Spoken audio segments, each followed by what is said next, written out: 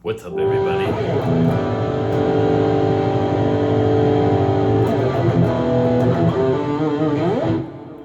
So, I had a couple questions I'm going to answer for everybody. One was I'm a beginner, but I haven't started yet, but I want to play. To address that, I would say don't buy a beginner's guitar. Beginner's guitars, most of them suck. So fretting and everything is going to be an issue for you, and you'll quit before. If you don't have something nice to play on, it's not going to make you want to play. You have to have something that you're enthused about to play, not just the idea of playing, but the actual idea of playing a nice guitar. Wouldn't say go out and whether it's an acoustic or electric, you can spend $400, maybe $250 to $400 to get something decent. Yamaha makes some great acoustic guitars. Michael Kelly has some great guitars acoustically, as well as electric, PRS, Schecter, So to address that, if you're a touring guy, I mean, it's a little different, but but you definitely, if you're intermediate or something like, or a little advanced, don't take these to the bars. I've done that before, and I've had them not walk out, but close to it. And they were secured in a secured area. So I've had pedal boards stolen at Madison Square Garden, right off the stage after sound check. So, yeah, more likely. And there's another, and to go back to the beginner thing, if you buy an intermediate kind of guitar that's pretty nice, even if you don't have the time, at least it's gonna hold its value. It's resellable, or it's something decent where you're not have to buy something else as you get better. So that's the benefit of that. Now some of the other stuff, the shred to the blues, how is it the same? All right. So what I meant by that is, depending on sound or attack, let's see, if you do something like this, where let's see, A minor.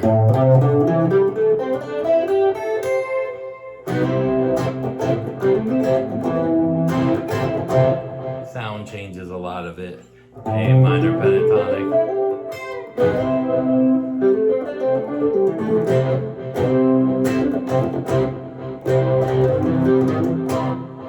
So, let's see if we can take that off.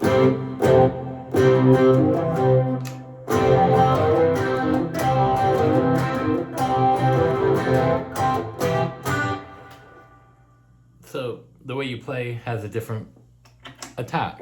And then here's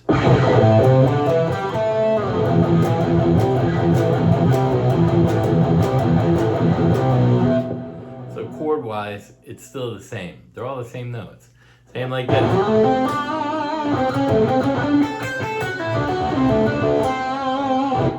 Bluesy. Bluesy.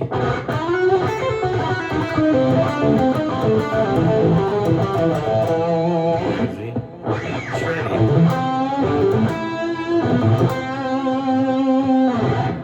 So more bluesy shred.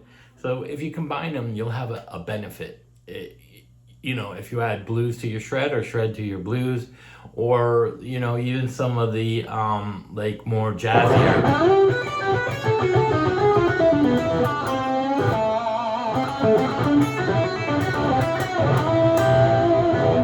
Whatever you're playing, you can add, and it's never going to take away.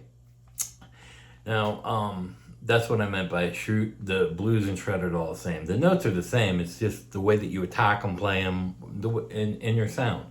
So, also, this was something else. Always record what you do.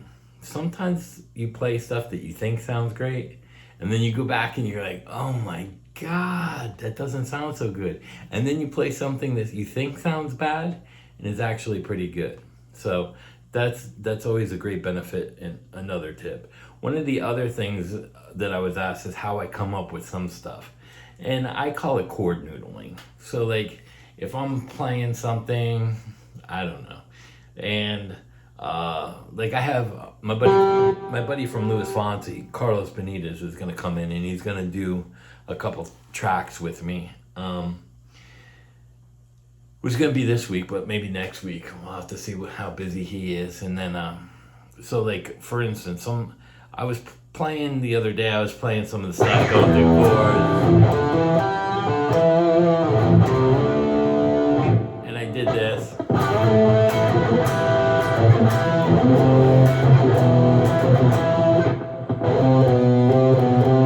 I was changing bass notes while I was holding.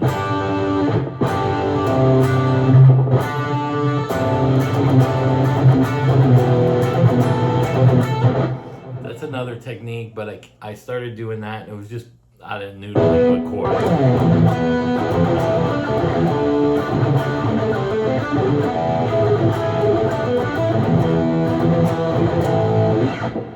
You know, and I always like to resolve from the 1, the 5 to the 1. And like I said in the Eddie Van Halen stuff with it, A, the 5th is the E.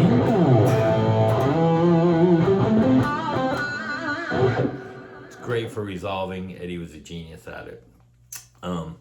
And so I would say that I just come in here and I noodle. I just play. Sometimes I do it to a click track. Sometimes I do it to a drum track. Sometimes I take like old stuff.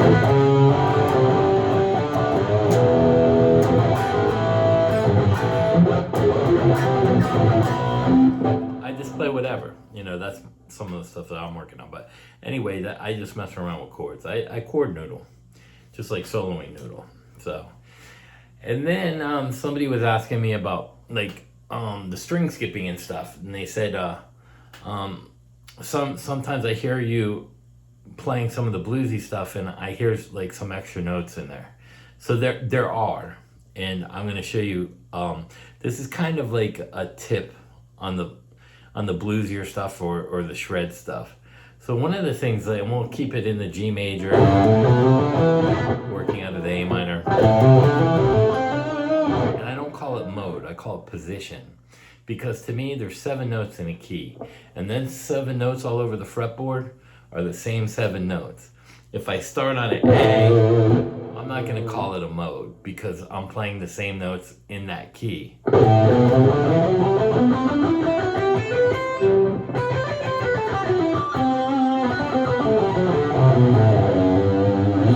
It's one key to me. That's it. I think guitar is confusing enough. It's like if you go down from an A, you're flatting it. If you go up from an A or a G, G sharp or A flat, it's the same note. Who gives a shit? Stop confusing guitar players. You know, it's the same with some of the other stuff. They 3-note pentatonic runs. Well, here's the A and G. Here's the B and G. So if you combine them, it's a major scale. Stop confusing 3-note pentatonic runs. Bullshit. Bullshit. Everyone bullshits because that's what they were taught to do, to call it this or call it that, when it really isn't. They make it too hard on everybody. And that's why a lot of people quit. You have to simplify it. And some of the best stuff, when you go back and you listen to some of the older stuff, AC/DC, Led Zeppelin, it's simplified and stands the test of time. Those are great bands with great songs, you know.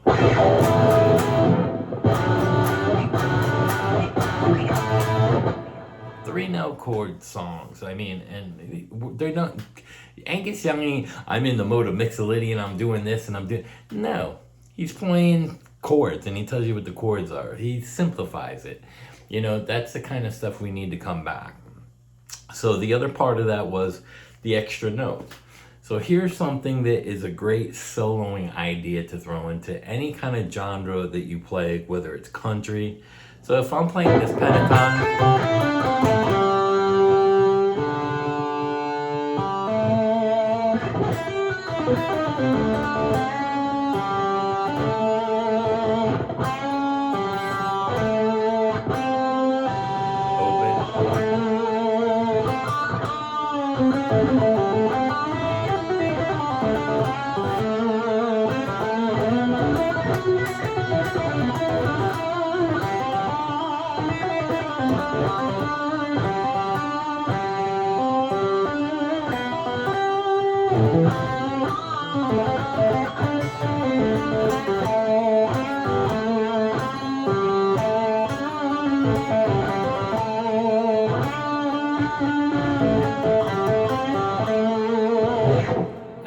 that all the time wherever I'm at. Even you can do it high.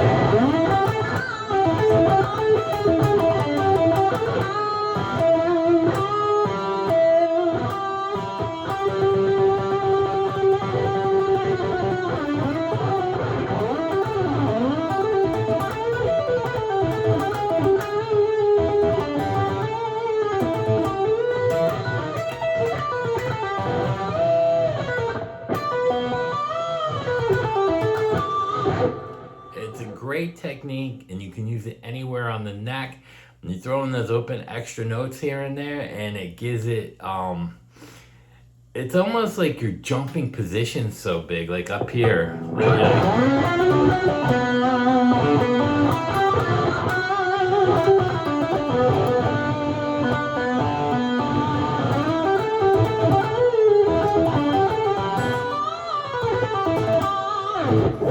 It just creates a tension, a lot of tension and release. It's a great technique, and it's something that I do a lot. And I've talked about it before, not in great detail, but you can use it even in runs.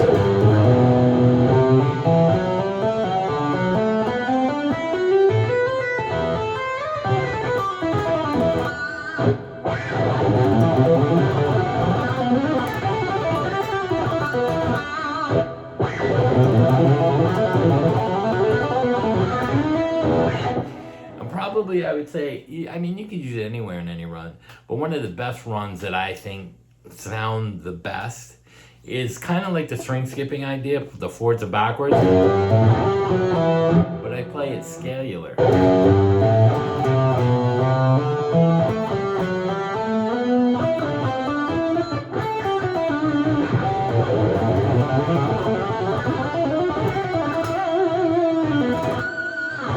So in that scale kind of run, playing the forwards and backwards,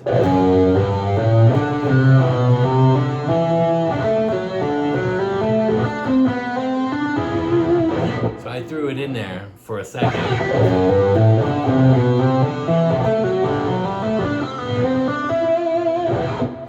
It's a great technique, and it gives it, it breaks it up and makes it sound like you're doing something you're not.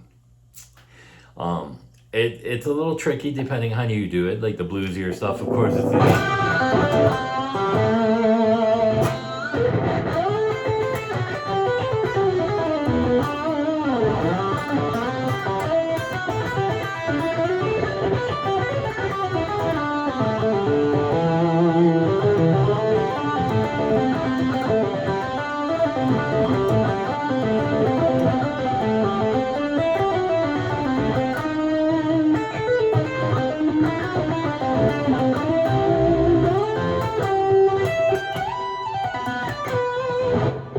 like even there on the high, I did it there. What I did.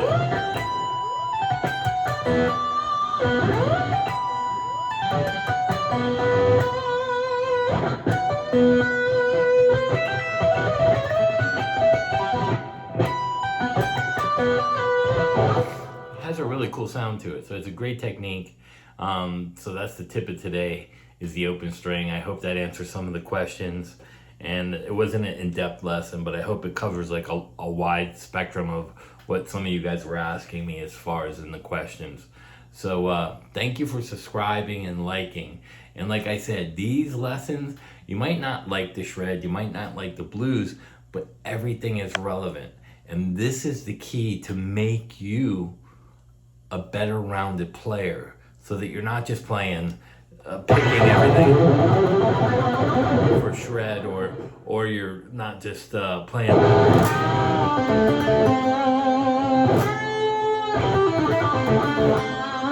So you're not just playing regular blues runs, you're throwing a little.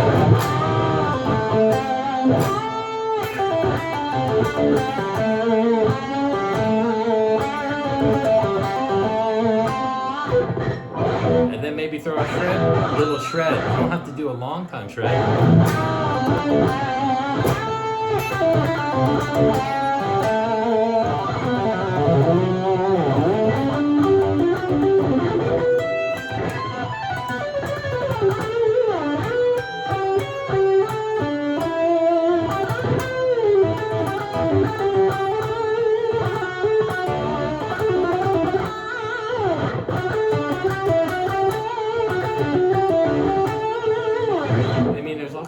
things to add to your playing. So that's what I mean. Everything is relevant. So take it for what it is, because you don't want to sound like everybody. Come up with some of your own variations of the licks. Like you could take some of these licks and ideas and make them, they're more like ideas as opposed to licks. Because I really don't want you to sound like me. I don't want to sound like Yngwie. I was influenced by a lot of people, from Holsworth to Lynch to Eddie Van Halen, one of my main guys that I was influenced as a child, including Ace Frehley and a bunch of others. But, you know, the whole idea is for you guys to incorporate a lot of different ideas so that you can be a well-rounded player. Like I said, I can play Eric Clapton, but Eric Clapton can't do what I do.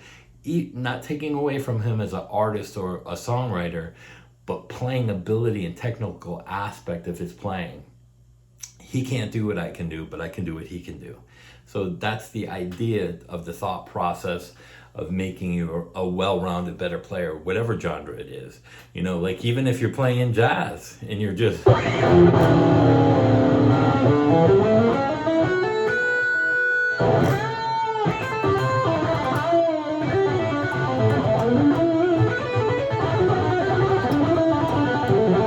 whatever it is, you know, you can incorporate some of that, you know, the fiery kind of licks. You know, Holsworth didn't really bend,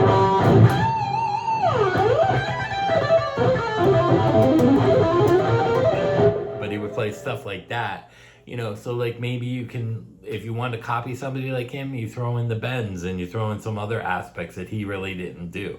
So, you know, it can go for anything, even the string skipping.